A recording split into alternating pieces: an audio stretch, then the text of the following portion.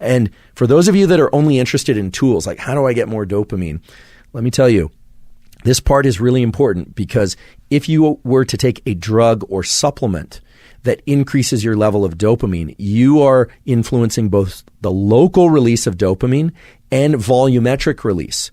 This relates back to the baseline of dopamine and the big peak above baseline. And that turns out to be important. And I'll just allude to why it's important.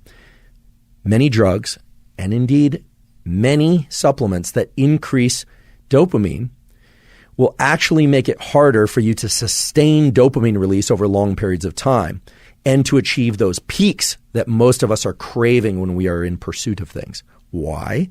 Because if you get both volumetric release, the dumping out of dopamine everywhere, and you're getting local release, what it means is that the difference between the peak and baseline is likely to be smaller.